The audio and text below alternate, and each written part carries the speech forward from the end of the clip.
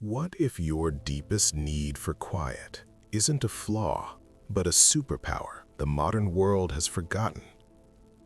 For some, the truest sense of aliveness isn't found in crowded rooms or bustling streets. It's discovered in the soft light of a familiar room, in the quiet hum of a refrigerator, in the sacred space between four walls. To an observer, it might look like withdrawal, but for the person living it, this is not an escape. It is a profound homecoming. There is a rich psychology behind this way of being. Research points to individuals with immensely active interior landscapes. Their minds are not still. They are vibrant theaters of thought, emotion, and imagination. The quietest rooms often house the loudest minds. And this isn't about hiding. Home becomes a sanctuary, a curated space where that intricate inner world is allowed to expand, to breathe without apology. Psychologists note a trait called high internal self-presence. Connection turns inward. Joy isn't sourced from external chaos, but from a deep internal well.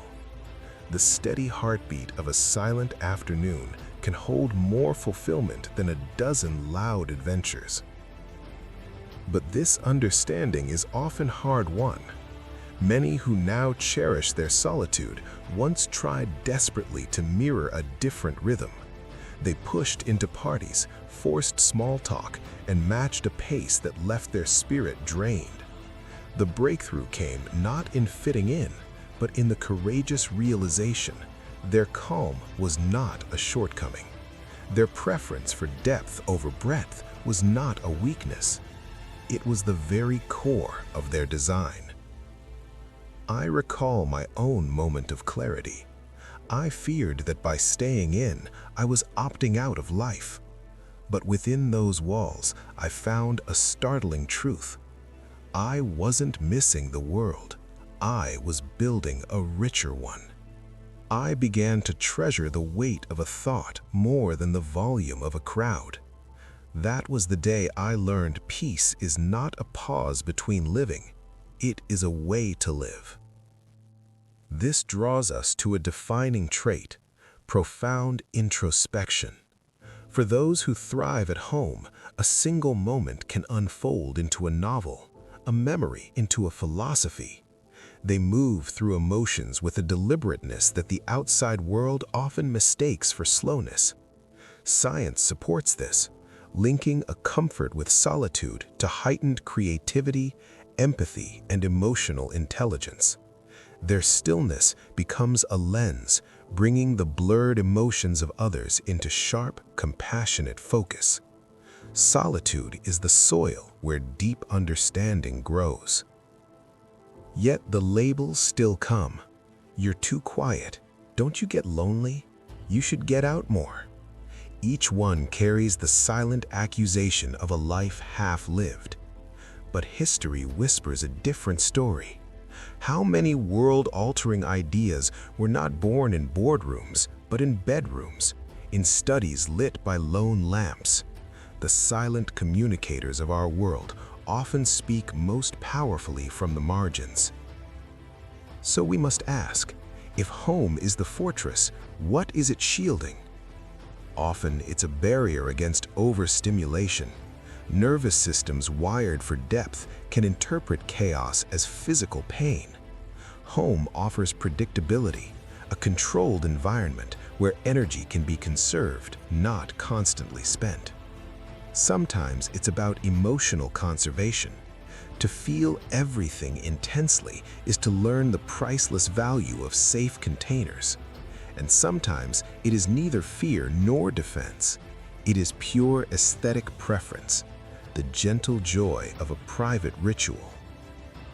Their passions are often solo journeys, getting lost in narratives, crafting worlds on canvas, mastering a recipe, tending a garden. Happiness is measured in cherished micro-moments, not grand public events.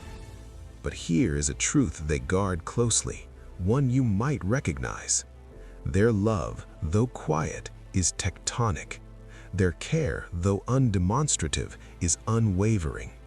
When distraction falls away, attention becomes their ultimate currency, and they spend it on what truly matters.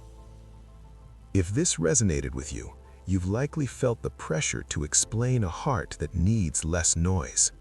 You may have wondered if your wiring was faulty because you don't crave the spotlight. What if the opposite is true? What if in a deafening world, your quiet is the antidote we're missing? Let me speak not about you, but as you. I once worried my relevance would fade if I wasn't constantly visible. But inside, an entire universe was germinating. My mind became a fertile ground for ideas no party could ever spark. I found the extraordinary in the ordinary contours of my own space. I learned that home isn't a location you rent, it's a universe you build within yourself. And this is the crucial distinction the busy world misses. Loneliness is an ache of absence. Solitude is a choice of presence. One can be crushingly lonely surrounded by people, but chosen solitude, that is where we reconvene with ourselves. It is an act of reclamation. Delving deeper, it's less about introversion versus extroversion and more about energy economics. Where is your spirit invested and where is it plundered? It's about trust, earned slowly and given fiercely. A heart that seems guarded is often just discerning because its commitments are absolute. It's about a complex inner life where silence is the canvas and routine is the comforting brushstroke. It's about the sovereign control over one's sensory kingdom. Yet a paradox exists. Sometimes the sanctuary is built because the outside world once felt like a battlefield, a betrayal, a misunderstanding, a sense of being too much or not enough. So a space is constructed where no one has to shrink. If you've ever retreated to heal, you weren't hiding. You were practicing a profound form of self-preservation. Your dreams are not small because they are dreamt in silence. They are vast because they are conceived without compromise. You may not seek the roar of a stadium.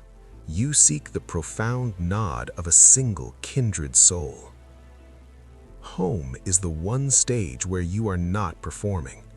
It's where exhaustion is allowed and comfort is unconditional. You can watch the frantic chase of the world from your window and feel not left behind, but profoundly ahead, because you possess the treasure of quiet awareness. Society worships the grind, mistaking stillness for stagnation. But you know the secret. Clarity is born in pause. Understanding deepens in silence. Your life isn't on hold. It is in a vital state of incubation, observation, and becoming. And because you feel with such intensity, you love with a depth that is rare. Your circle may be small, but it is forged in loyalty and perceptive grace. You notice the unspoken sigh, the courage behind a quiet voice, the story hidden in a pause. You are an archaeologist of the human heart. This cultivates the rarest quality, true self-companionship. To sit with your own thoughts without fear, to dialogue with your own spirit and feel complete. That is not loneliness. That is the foundation of all genuine connection. So let this be your permission, whispered through the screen. You are not broken. You are not behind. You are not wasting your one wild life. You are designing a life that doesn't demand you betray yourself to live it. You are building endurance for what matters.